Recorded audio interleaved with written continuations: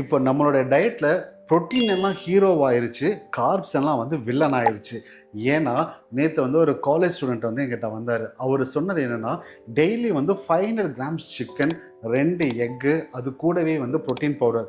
ஏன்னா அவர் வந்து ரெகுலராக வந்து ஜிம்முக்கு போயிட்டு இருக்காரு, நல்லா பாடி மசில்ஸ் வந்து பில்ட் பண்ணணும்னு சொல்லிட்டு. இதில் என்ன ஆகுது, இப்போ ஒரு புரோட்டீன் டயட்டையே டார்கெட் பண்ணி போகும்போது அவருக்கு கட்டில் இருக்கக்கூடிய பாக்டீரியாவுக்கு தேவையான ஃபைபர்ஸ் கிடைக்காதனால அந்த பாக்டீரியாவில் இம்பேலன்ஸ் நடக்க ஆரம்பிக்குது. அதனால அவருக்கு என்னென்ன சிம்டம்ஸ்லாம் வரும்னு பார்த்தீங்கன்னா, இன்டைஜஷன் வரும், ப்ளோட்டிங் வரும், ஸ்மெல்லி ஃபாட் வரும், கூடவே வந்து கான்ஸ்டிபேஷன் பயங்கரமாக வரும். ஸோ ஜிம்முக்கு போகிறவங்களா நீங்கள் இருந்தீங்கன்னா நீங்கள் இதை வந்து கண்டிப்பாக தெரிஞ்சுக்கணும். ப்ரோட்டீன் பேஸ்டு டயட்டாக போனீங்கன்னா உங்கள் கான்சிக்வன்சஸ் என்னென்னா இந்தந்த ப்ராப்ளம்ஸ் வர ஆரம்பிக்கும். இல்லை ஒரு பேலன்ஸ்டு டயட்டாக நீங்கள் எடுக்கும்போது ஃபைபர்ஸும் இருக்கணும், ஃப்ரூட்ஸ் இருக்கணும், வெஜிடபிள்ஸ் இருக்கணும், கூடவே ப்ரோட்டீன் இருக்கணும். அப்படி இருந்தால் மட்டும்தான் உங்கள் பாடி மசில்ஸையும் கட்டையும் வந்து நீங்கள் பேலன்ஸாக வச்சுருக்க முடியும்.